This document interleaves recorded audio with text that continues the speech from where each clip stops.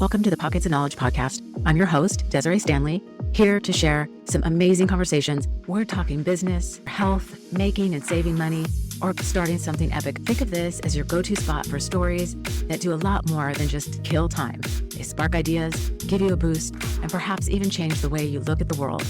I'm pulling in the experts, the thinkers, the doers, and the dreamers. We're about to dive into stories that open doors and ideas that light up your brain. Here we go. Welcome, everyone, to the Pockets of Knowledge podcast. I'm your host, Desiree Stanley, and with me today is my guest, Christina Braver. How are you today, Christina? I am well. Thank you. Thank you so much. I'm so happy to be here. I love to talk about this, and I'm excited to get started.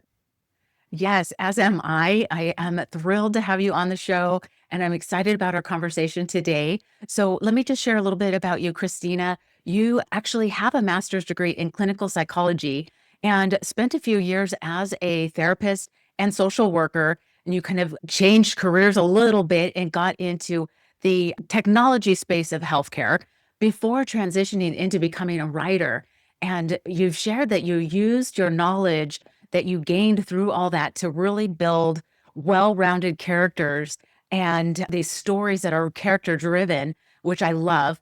And your tagline, I think, is adorable. I love this. It's a little bit nerdy and a little bit dirty. So Christina, again, welcome. Thank you for joining us. Would you share with us how this journey happened for you? And as I had shared, it is quite a bit of a transition. So take it away. Great. Thank you. Thank you for having me again. So I've always been interested in people, interested in their wounds, what makes people tick. So naturally lends itself to psychology, so studying psychology. And then that was fascinating and did research and went on to get my graduate degree. Found myself working as a therapist, and that role is really a calling to do it. And I did not have that calling. I didn't have the personality to really stick with it. It's a very tough job for a variety of reasons. And so my husband, who has a graduate degree in psych as well, he was finishing his postdoc, looking for employment, and he found a great job out here on the West Coast. We were living in the Midwest at the time. And he said, I don't think that you should do this job anymore. Like, we sort of sat down and had a heart-to-heart conversation, like, this is changing your personality. And he was absolutely right. And I think I knew it too, but I sort of needed that in my face. So my last job as a social worker in the Midwest, I worked at a cancer center, which was so incredibly fulfilling. No one knows how to live like the people who think they might die. It just clears away a lot of the just crap, for lack of a better word, that you sometimes put your emphasis on, and simplifies life in a lot of ways. And that was such a gift and pleasure to work with those people. And so I wanted to work in a hospital setting. So my husband was kind of like, why don't you look around at other positions? So it did. Found myself in healthcare technology, which was great. And that turned out to be mostly my career for 2 decades. And it was great working with people who had needs, and those I needed to help them work through. People at a hospital, if you're not cutting or healing cuts, you're a little bit second-class citizen sometimes. I mean, this is back in the day when hospitals still had different lunchrooms for doctors. Like, there's a hierarchy in hospitals that I'm sure is possibly still there.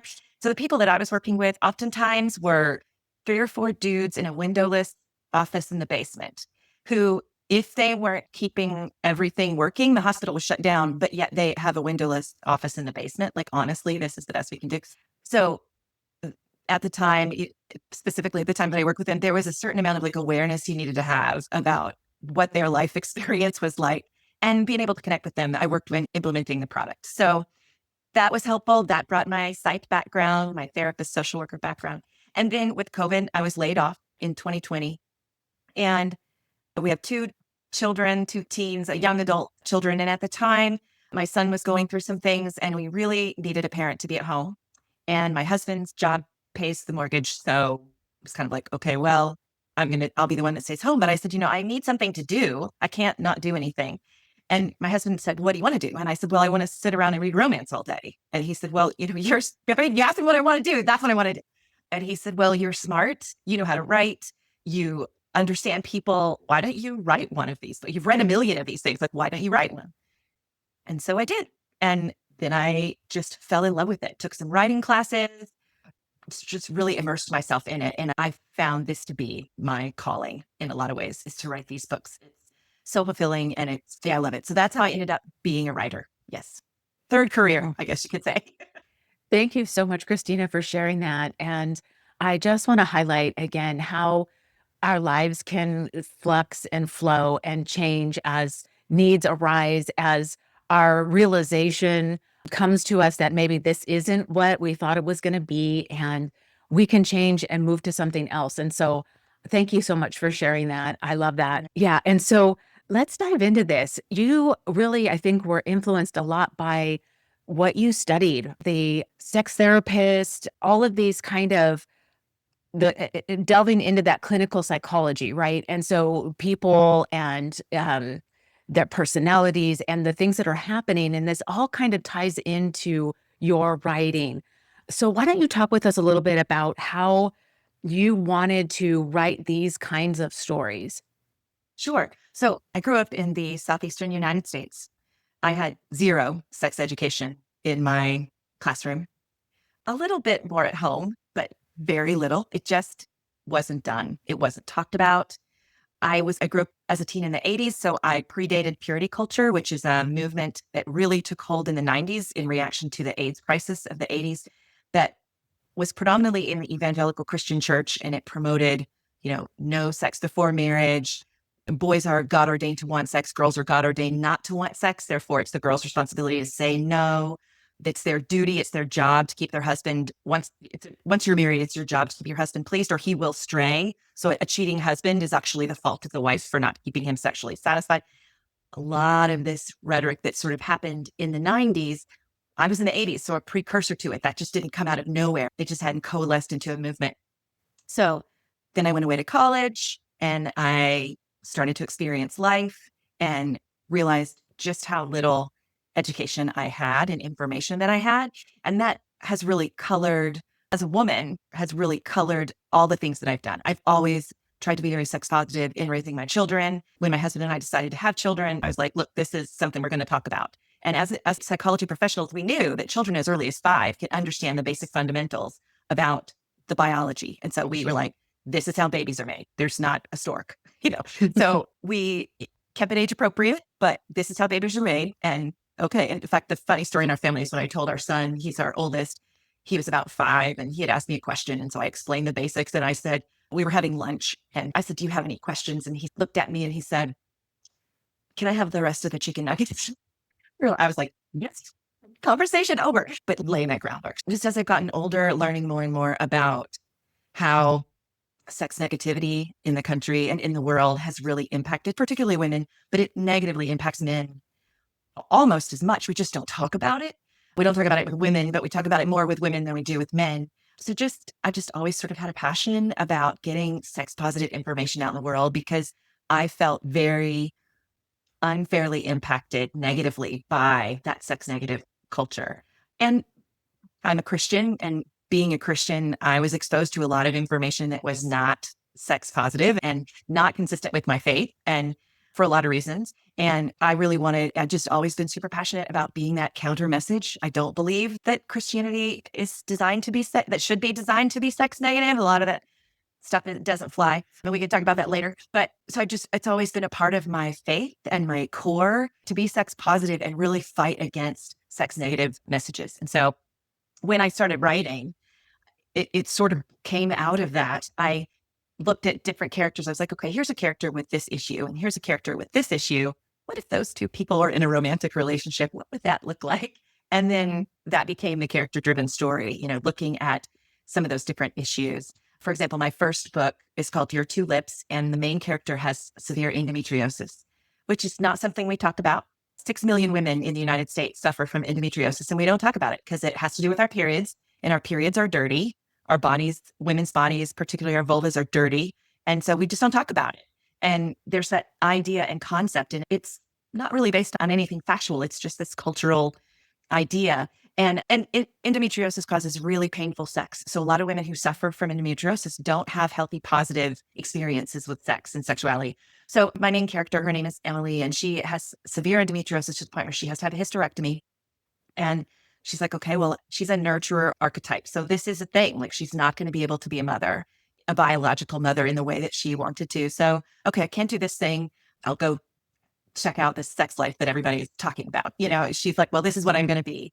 So she starts on this journey. She meets a guy who is he's been a player in the past, but he's kind of over it. It's just not really doing it for him anymore. But he kind of thinks he's got the sex thing all figured out. And then he meets Emily and they develop a friendship that blossoms into more. And he thinks he's got it all under control, but it turns out women are complicated and Emily is complicated. And they have to have conversations about what feels good and what doesn't feel good, and what have you done, what haven't you done, what do you like, what don't you like. And all of these things are things that she's not really prepared, informed enough about her own body to talk about, which is for a myriad of reasons. A lot of women in sexual relationships are not prepared to talk about what they like and don't like, because it just hasn't been.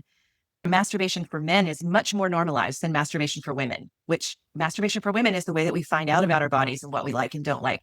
And that's just not something that's encouraged, and or even, not just encouraged outright, but it's also like there's this feeling in the air that it's dirty or it's too much, it's inappropriate for a woman to touch herself. And while it's not awesome for a man to, it's certainly more accepted. We have jokes about it. It's regularly talked about. So talking about that kind of sex positivity component. So it isn't just attitudes towards sex, but also, attitudes towards our bodies. And I once had a beta reader, who are the people that read the books first. And she was reading the sex scene between Emily and Finn is the man. And she said, there's a lot of talking in the bedroom. Then, well, isn't that the point? Where we're supposed to be? Yeah. Anyway, so that's just all of my books tend to have a lot of talking in the bedroom. Thank you so much for sharing all of that with us, Christina. I think it's amazing. I am of the same age. I grew up in the same, 80s time frame. So I know exactly what you're talking about in that 90s, that absolute like 180 direction with all of that. So yeah, I can totally relate to that. And everything that you shared about our education is so, I don't know what the right word is. It's limited. It's very limited. Really, we are not teaching the full understanding of our bodies. And as you shared, we're really downplaying everything about women's sexuality. And it's an unhealthy way of handling it. Truly, I think we are sexual beings, and to be told that that is wrong or bad, that really does a number on our heads, right? So I think I completely agree with you on that. And I love this idea of conversations in the bedroom during these sex scenes. And I'm thinking about books that I've read and how that's not typical in the stories that you read. But when you think about real life, you're experiencing stuff like you described with this character who has this issue in her body, and it impacts the relationships that she's going to be having with people. And so this is true. This is real life. We need to be having these kind of conversations so our partner understands what we need too. And so I think it's beautiful what you're doing. I think it's good stuff. I mean, one of the things that's interesting that I found in doing the research about endometriosis is that the missionary position, the man on top of the woman, is actually the most painful position for women suffering from endometriosis.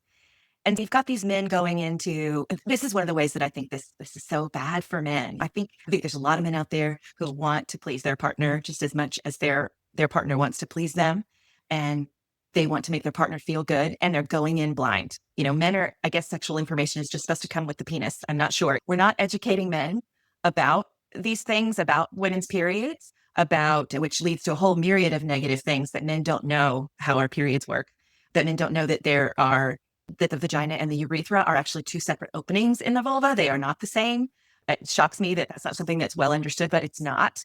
And we're just doing a disservice to men. And so one of the scenes, one of the very first scenes, Finn is touching Emily's vulva, and he's like, oh wait, I'm right. Does it hurt? Am I hurting you? Whereas like his past has been like, oh, all of his past lovers, they love this. This is one of the steps, one of the bases, if you will. And it's great, right? But oh wait, does this hurt you? Like she kind of talks about how it didn't hurt at all. And then that it hit him like, oh, does this usually hurt? And how in her past, yes, it had hurt, So setting that example that it's completely normal for a man, completely sexy. Finn is a romance hero for sure. My books are romances. They follow the beats. There's a guaranteed happily ever after.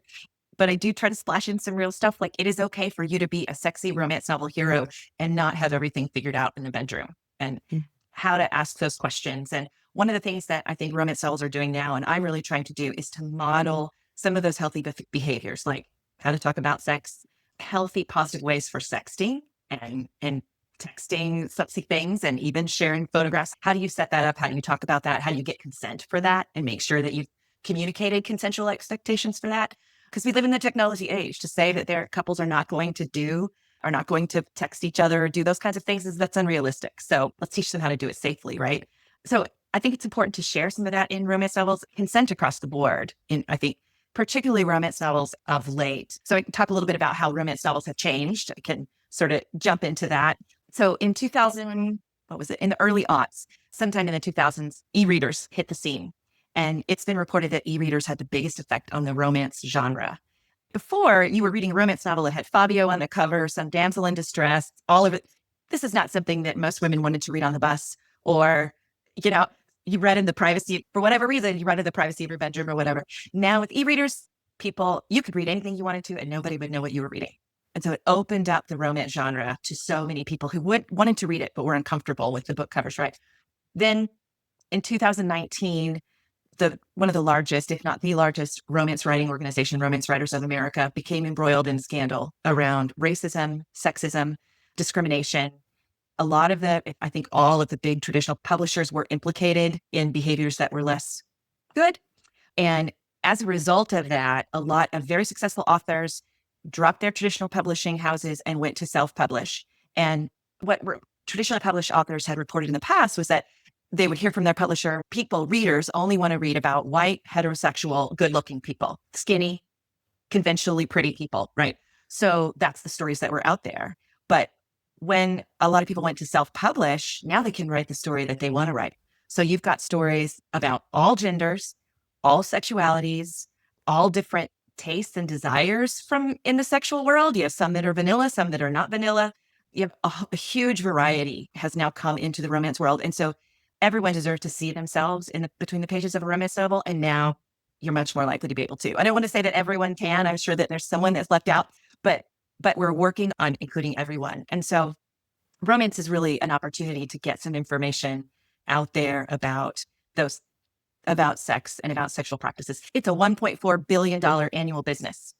Billion with a B. Like, that's a huge platform. And to just use it for damsel in distress stories we're not doing that anymore. And romance novels may be the only way that some people get messages about their own agency in marriage. The idea that a married woman could be raped. Maybe there's a heroine who had that experience and now she's out and looking for a healthy sexual relationship. That might be some readers' first exposure to the idea that could even happen. You're allowed to say no to your husband. Anyway, they're all the way down to like different techniques for different things, different positions. And again, how to sext and how to ask for consent in a sexy way. It doesn't have to be a contract that you fill out.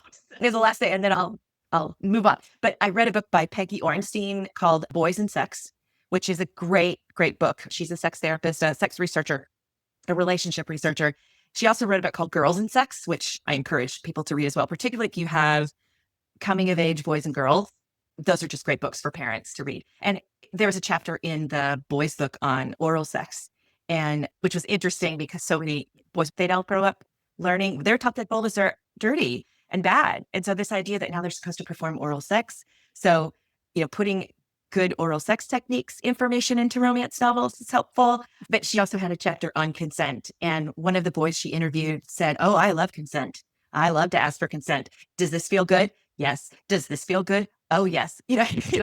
He's kind of like, consent's my favorite thing. It's like, it's positive reinforcement. Who doesn't want that? So he had a really funny, cute sort of way of approaching it. And I think that's how a lot of romance novels present it too. It's not sit down and sign this contract. It's, do you like this? Does this feel good?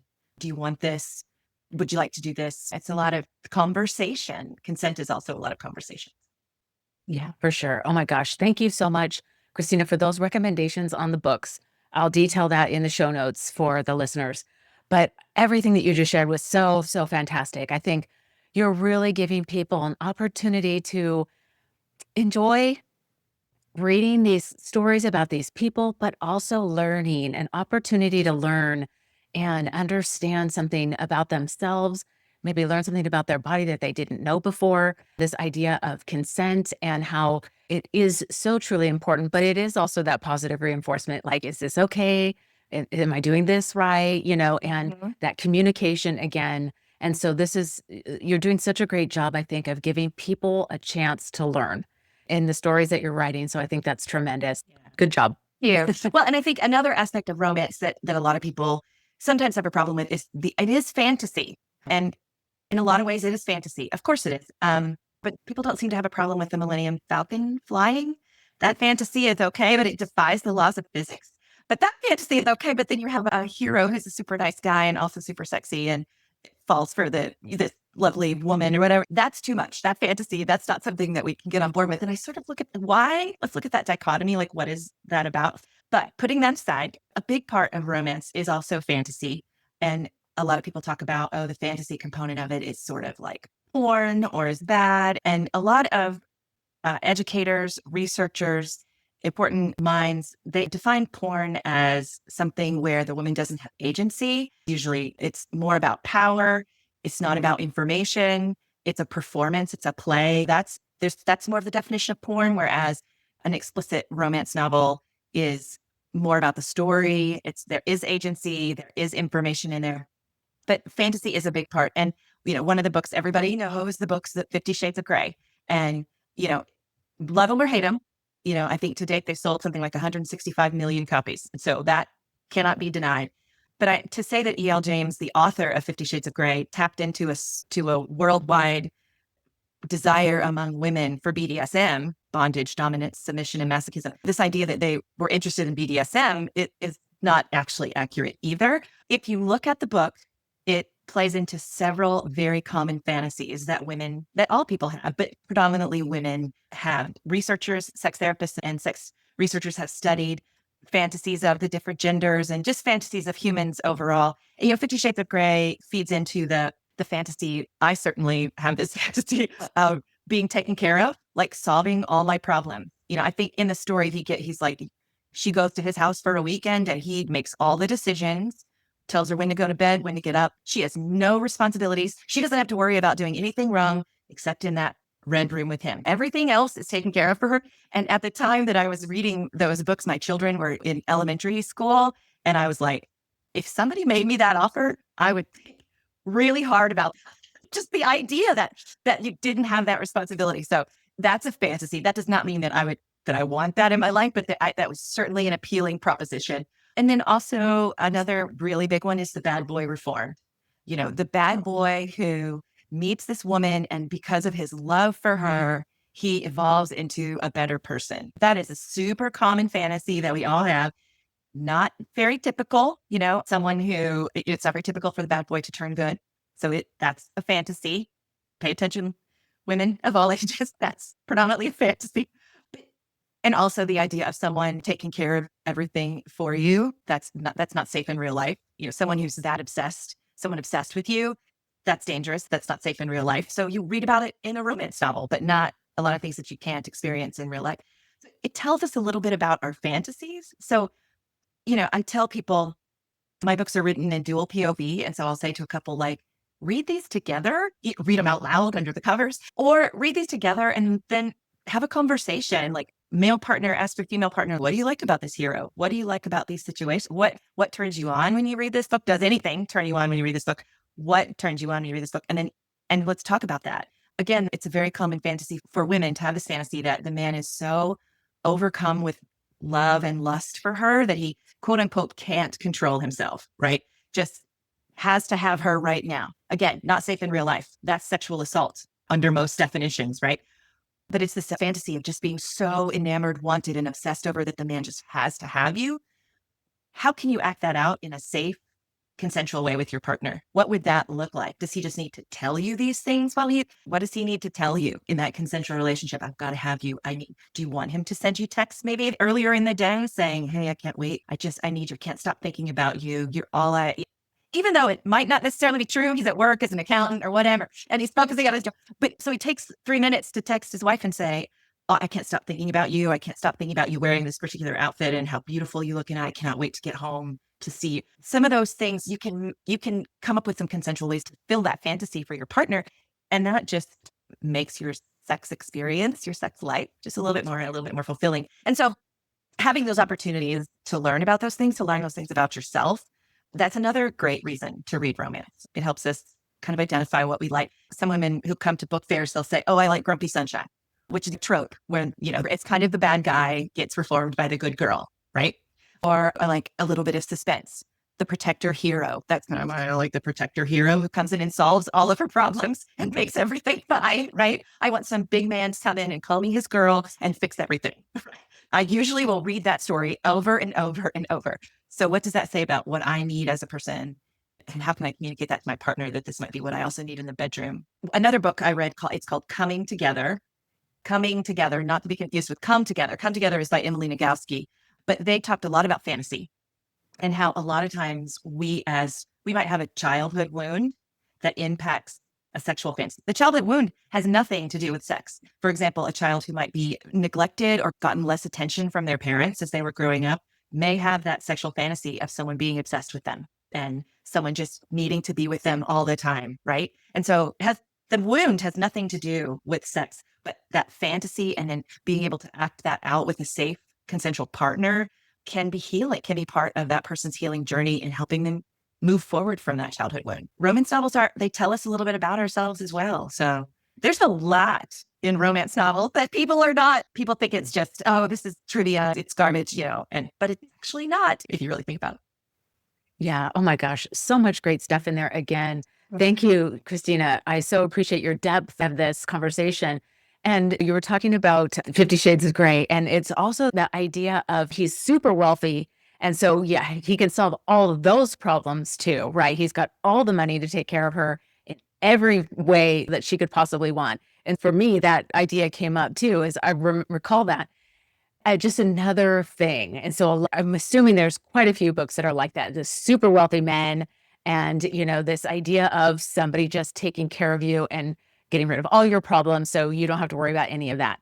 Interesting. In my first book, so in my series of 6 books, it's the Perry Harbor series, and someone in the book, either one of the characters has money. Now, not billions, but has enough money to be comfortable. And that's intentional because I too like the whole comes in with all his money and makes everything better, right? That's a very common fantasy. I mean, Google billionaire romance novels and you'll get 500 million. The billionaire trope in romance novels is super, super popular. And that's why. So I try to take some of those classic things and turn them a little bit on their head. For example, in Your Two Lives, Emily is the millionaire. Emily is the one with lots of money. And her having money and him not having money is part of their conflict. He's got money. He lives fine, but he needs money to take his dream farther.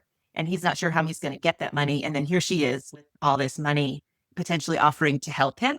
And he sees that as pretty emasculating. And he has to come to grips with, okay, the woman is the one that's going to give me money, and has to confront some of his stereotypical male ideas, right? So, yeah. So I try to take some of those things and turn them on their head too. But you're right. The money thing is a super big fantasy. That doesn't mean that I want to date a billionaire. Because let's be honest, you don't get to be a billionaire unless you've done some really bad stuff in the world. I mean, that's just how it works to be a billionaire. There's not a lot of them that are just super, super awesome. It just doesn't work that way. So I don't want to date a billionaire. No, but this idea of these books can clue you into your own interests and things that you want to explore. And I love that you shared how this really can create an opportunity, again, for conversation, for that communication with your partner. And it really can bring you closer because you are talking about these things that maybe you were afraid to talk about before because you didn't know how they would take it or whatever. And again, I think it's a beautiful thing what you're doing. And I wanted to talk to you about kind of how you come up with some of the ideas that you're writing these sex scenes and where are these coming from, these ideas that you share in your stories? Absolutely. So a lot of them come from reading I read so many books by sex therapists and sex researchers and learning about what works in a relationship and what doesn't, learning about different techniques. And for example, many studies report up to as much as 80%, but usually about somewhere between 60%, 80% of women cannot orgasm from penetration. So they must have clitoral stimulation in order to orgasm. So this idea in porn that it's like 3 pumps and she comes, that's again, fantasy. That porn is not education. So let's make sure we nip that. That's not real. And so you're going to learn, there's romance novels that have most of the stories include heroes who are doing things like oral sex, performing oral sex on a woman, are making sure that they're paying attention to the clitoris, are drawing attention to it and how that should happen. It's not always perfect. One of the things that I struggle with a little bit with the romance novels I read is that all of the heroes seem to have large penises and the heroines love it. And research and studies have shown that that's not actually true.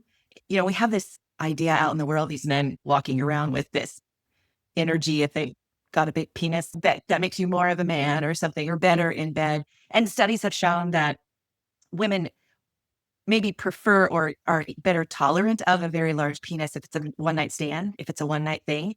But because oftentimes it causes pain or it stretches the tissues and they need a recovery time. So this idea that you're going to have sex and then a couple hours later have more sex with a large penis and then in the morning get up and have more sex with a large penis, that's largely not, research shows that's probably not happening. It's more average size penis.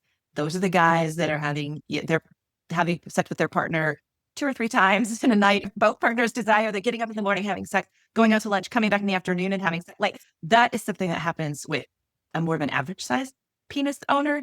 So that if I try to put in my books, like if my character has a large penis, that it's not as much fun as it sounds. It's something that they have to be very careful with their partner and go slow and make sure that they use lube and all of those things. It's not just this, now I'm a great lover because I have a big penis. It doesn't come magically. So I try to put in a lot of those things. And then I look at what is the character's situation. For example, the most recent book that I've written is called Your Hero.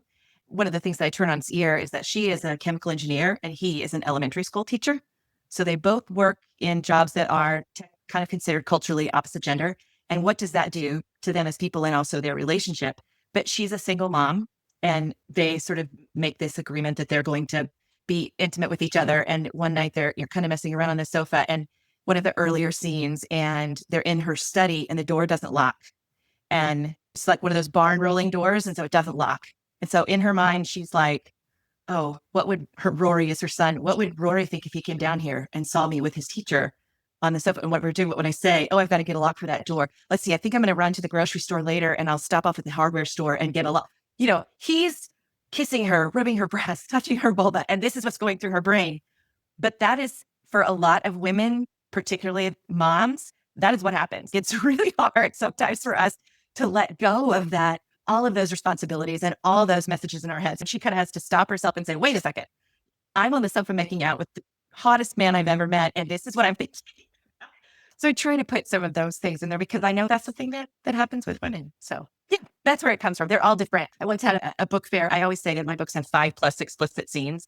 And there was a woman at my table and I said this and she kind of starts counting off on her fingers like, I don't know that I'm going to hit all the ticks in what you're doing. And the book I'm working on right now, their sex life is interesting. He doesn't have penetrative sex with anybody unless he has feelings for them. So she's actually had penetrative sex with more partners than he has. And they do a lot of things. The majority of the story in the sex scenes is not penetrative. They do lots of other things to make each other feel good. He's a touch person, so he likes a lot of skin to skin contact. So massages, holding her naked, laying in bed together naked and just talking and caressing each other is a very fulfilling experience for him. And I think that leads into another point that I wanted to mention. So I have my first 3 books are 2 brothers and a sister. And there's a bit of a side story there. There's 2 female characters and they are sex educators, but they predominantly educate seniors about sex education as you get older. And I did a lot of research and reading about sex after 60. And I recently read a book called Magnificent Sex. And it was a study on people who say, oh, we are a couple that has magnificent sex. And the researchers looked at what are the commonalities between all these couples who are having really great sex. And a lot of them were older, having sex with long-term partners, not the things that were making sex so magnificent was kind of part of that, being with a long-term partner, not the super athletic guy that can hold her up against the wall and do it that way, but the guy that lays with them, that you have that cuddle and connection time, that talking skin to skin. And one of the books I read, and I actually put this story in, I hinted at this story in one of my other books, and I just love the story of a couple. I read this book, Better Than I Ever Expected by Joan Price. And it's just stories and essays from older folks and having in their sex lives. And it's this couple, he's a retired landscaper. They're both widowers and they live in the same retirement community and they have a standing date on Tuesdays and Thursdays to have sex. And he will call her the night before on Wednesday night or Monday night. Oh, I'm looking forward to seeing you. You're so beautiful. This is one of the things that I really love about your body. And I can't wait to experience that. And then He will clean the house and light a candle and change the sheets. And sometimes he'll greet her because he sometimes does some landscaping. His hands are really rough. And she's older, her skin is much more delicate. So he'll make sure that he's filed his calluses and clipped his nails and put out a lot of lotion. And so she said that he will sometimes answer the door filing his calluses and she'll get turned on. Just the idea that he knows her so well and he's doing this for her. And so I kind of included that in one of my, or at least conversation about knowing your partner that well in another sex scene. So it comes from a variety of resources, but it just comes from a lot of the things that I read from sex therapists. Yeah. Mm. Well, thank you for sharing that with us. And it's just sounds so fantastic. The idea that your stories are really covering so many different, not that traditional, like you said in the beginning, where it's this type of female character, this type of male character. You're just exploring so many different ways that people can be, careers that we can have, you know, medical things that we might be experiencing. And so, what a great way for people to see themselves in these stories. And so, I think that is just tremendous. Thank you so Thank much for you. doing that. It's a wonderful thing. Yeah. It's my passion. I love it. I love it. I write these books and I put the sex positivity information out there. And I have a quote. I do a devotion every day, and I have a quote from a devotion many years ago. I'll read it. It's whether God uses what I write to speak just to me or to speak through me to someone else, those words accomplish what God intends. And I really feel called to put this information out into the world. There's so much sex negativity. Sex was never intended to be negative. To say that women are not designed for sexual pleasure is just not true. The clitoris has no other purpose but sexual pleasure. Why would our creator give us this great gift if he didn't expect us to use it? And so this idea that women can't enjoy sex is just kind of preposterous. And so being part of the movement that says, yes, you are valuable. Yes, you deserve great sex. Yes, you deserve pleasure. That's all so important. And certainly I'd love to be hugely popular and make lots of money and be read by thousands. But, if I'm read by 15, and those 15 people find something helpful in my books, then that's valid. That's a good use of my time. Yeah. I'm super passionate about all this stuff and getting information out. Yeah. And you can hear that. You absolutely can see for the viewers who are watching on YouTube that the passion is just absolutely coming forward and in your tone of voice as well. You can tell how much you care about the person who would be reading the stories that you are writing. Yeah, absolutely. And we're kind of coming to the end of our time, but I don't want to miss out on a couple of things. You have shared about your faith. And if you want to talk a little bit about that at this point, how you can be writing these types of stories and still be a Christian. Do you want to share some thoughts on that with us? Absolutely. Well, I think there are certainly a lot of people writing CV who are Christians. They're just not as vocal about it as I am. There's plenty of writers I know who write CV who are Christian. Some of them are more comfortable with it than others. Some of them write CV because they believe that's what the market demands and it isn't necessarily what their passion is. And that's okay. That's their journey. Like I said, I think there's a lot of sex negativity out in the world. And a lot of that rhetoric can be traced back to Augustine in the 4th century throughout time to the late 20th century with the purity movement, right? There's a lot of information in the Christian faith. There's a lot of sex negative information that's put out in the world under the guise of being part of Christianity, when that's not actually the foundation. Christianity is based on the teachings of Jesus Christ. Jesus Christ did not talk about sex.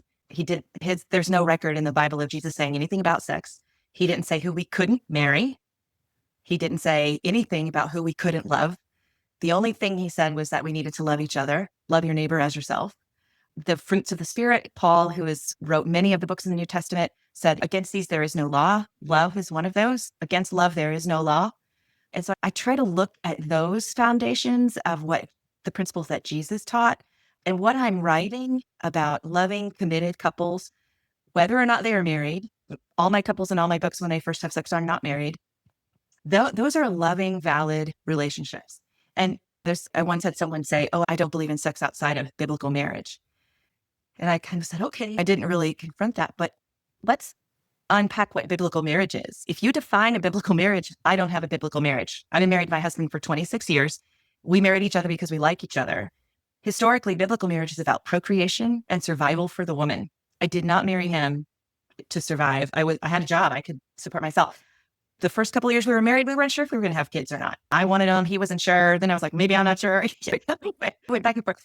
So this idea that biblical marriage is a definition, is a 20th century, 21st century definition of marriage is not consistent. So because those things are based on ideas that came after the teaching of Christ, I have to put them in a bucket. I have to look at them with a certain glass.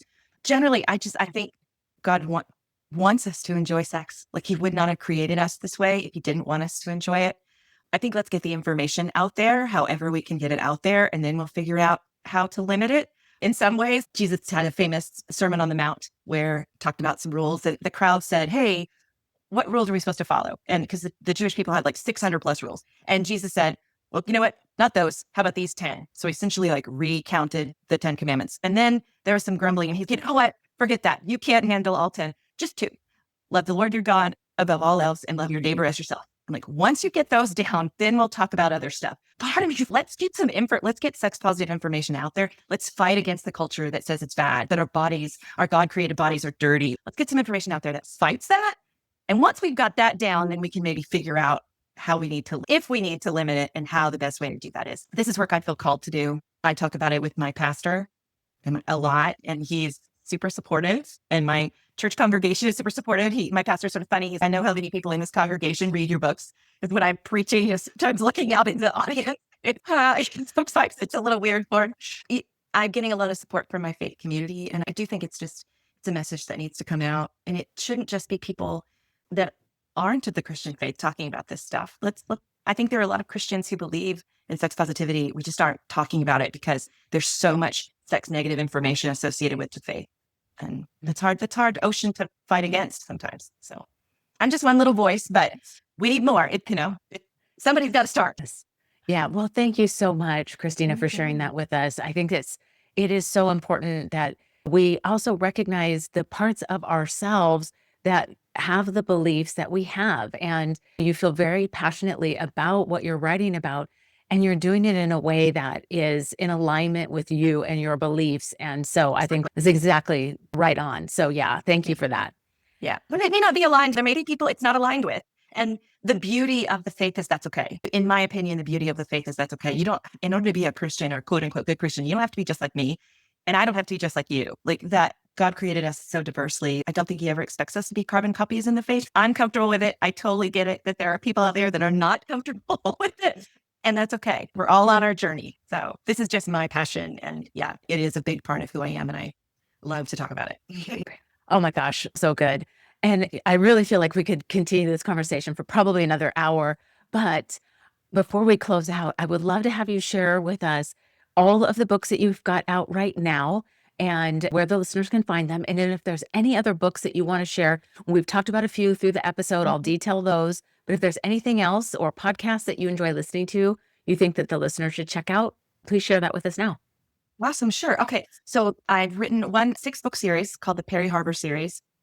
And all of those books start with the word your. So your tulips, your sweetness, your heart, your turn, your one, and your hero are the 6-book series. They are standalone, so they can be read in any order. The first 3 books have the stream of those side characters, the sexual health educators. They're side characters. It's just this kind of thing over here on the side. It doesn't really impact the plot. You can read those. You can read them in any order. The second 3 books are their friends, and so those can also be read in any order. I also have a standalone called Formula One Noel, which is a Christmas book set in Christmas time. And that one really leans into the sex after 60 component. So the heroine is a physician who's is looking to study sexuality and become a sex researcher. And so this is one of the areas that she's investigating. So that there's more conversation about that. And then I have a novella that's called Vegas Baby, which is set in Las Vegas, obviously. And what's interesting about, a little bit of a spoiler alert here, but what's interesting about that one is she does not end up with the father of the baby. So usually most romance novels that have that unexpected pregnancy, she ends up with the father of the baby, and that's not the story. Because in so many times in real life, you find yourself pregnant from a one-night stand. That doesn't necessarily mean that you need to be with that person forever. These things happen. It's not necessarily a reason to get married. Not for everybody. Maybe it is for some, but not for everybody. And she does not end up with the father of the baby. That's kind of an interesting story. So those are my books. They all are a little bit different. They all have a few different tropes, and they all have some different ideas. Right now, I'm only available on Amazon, but I am moving this year. I'm doing what's called going wide. So later on summertime, I should be available in things like Kobo, Google Play, all of those kinds of things. I'm going to do some work on trying to get involved in get myself posted on some other platforms. But right now I'm available on Amazon. I have a website, www.christinabraver.com. There's a resources tab on my website where I have listed a lot of the resources that I've read from sex therapists. And so there's a lot of books there. That's a great place to start. There's a few books like the Magnificent Sex books. I don't think that's listed on there. Magnificent Sex is by Peggy Klein-Platz. So that's a very well-known book. But now we'll get on my resource list soon. But I just encourage people, if you're looking for somewhere to start when you're looking for that kind of information, start at my resources tab. And I have some podcasts listed there as well. Shameless Sex is a podcast that is pretty in your face, but again, the name is Shameless Sex. So you get what they deliver. It's two women. It's a great podcast that's a little in your face. There's also a podcast called Ask a Sex Therapist that I highly recommend. She is an actual sex therapist. And then there's also a podcast called Pillow Talks, which is by a sex therapist and her husband. And that one I highly recommend for couples. My husband and I listen to it and then have conversations. We've had some conversations that was like, have you ever? Like this just like this year we had conversations. We've been married for 26 years. And have you? And he's like, yeah, I have. And I never knew that. We never talked about it, So, well, how do you want to do that sometime? It's not like maybe, different conversations can be sparked by listening to that podcast. So I highly recommend that too. And then of course I'm on Facebook and Instagram, Christina Braver at Christina Braver Romance. Perfect. Thank you so much for sharing all that, because that was going to be my next question is how do the listeners find you? And so I will detail your website and the social links, and those resources are fantastic. So thank you so much for sharing that information with people so that they can begin to do this deep dive for themselves for whatever topic or area that is of interest or that they really want to look into. So that's great. Is there anything that you would like to say, Christina, before we close out that you haven't shared to this point that you really feel like the person who's listening needs to know? Sex is a good thing. It's okay to talk about sex with your kids. In fact, it's a really good thing to talk about sex with your kids. And it doesn't have to be, let's talk about the details here. I'll draw you a diagram. My children, it's a little bit funny. Like they know what I do. Calling them children is not true. They're young adults and they know what I do. They feel the way that they feel about it. I think my son is just overcome with pride. He's so proud. My daughter she's 17. She's a little, I'm not so sure, but I would do things called drive-bys. So I would be like, hey, sex is not like sticking your finger in someone's ear. It's not just one body part into another. It's more than that. And then I just keep watching. And they don't have to respond. The girl's supposed to like it too. If she's not liking it, stop and figure out how to make it better. And to my daughter, you deserve pleasure too. If you're not enjoying it, you need to stop. So whether or not they're having sex and how that's going for them is their business and their lives. And they're old enough to be in charge of that part of their life. But we talk about just some of the basics. A safe place, three rules. If you want to have sex, safe place, you're 100% on board. Both of you are 100% on board, and you use a condom.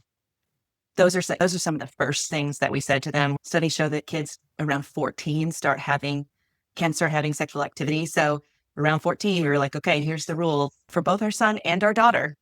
Around 14, we said, here's the rules, and then have just sort of talked about it more like that. It doesn't have to be something that makes anybody uncomfortable. It can just be, hey, this happened. Then they don't acknowledge it. And if you want to talk to me out here, they're like, right. And they just keep going. Yeah. So I think sex is a good thing. And for those of you that are parents or are involved with, have a relationship and an appropriate connection with a young person, find ways to share with them too, appropriately with consent of parents, that kind of thing. Or if you are a parent, be mindful of the appropriate ways to talk with your kids about it so that we don't perpetuate these sex negative ideas in the world. Let's do better. Yeah. Oh my gosh. Great advice. Thank you so much for that. Christina, again, this has been such a wonderful conversation. Thank you for what you're doing. Again, thank you for the resources that you've made available to people to find. I think it's so important. And I really, again, have truly enjoyed this conversation. So thank you for joining us and sharing this knowledge and the information with us. It's been wonderful. Thank you. I've had a great time, and thank you for having me, and thank you for what you're doing to put this out into the world, to get that information out to more people. And if someone listening to this podcast makes some changes, it looks up more information, and that turns out impacting their sex life in a positive way, then that is the universe saying thanks to both of us. So thank you so much for putting all of this together and putting this information out in the world. Awesome. Thank you. Well, we'll talk more soon. I hope so. Thank you. Thank you, dear listeners, for tuning in to another insightful episode of the Pockets of Knowledge podcast. We appreciate your time and curiosity as we explore fascinating topics together. If you enjoyed today's discussion, be sure to join us next week for another amazing episode. Remember, your journey of learning and growth is a continuous adventure, and we're thrilled to be part of it. Don't forget to subscribe so you never miss an episode. Until next week, stay curious and keep exploring those pockets of knowledge.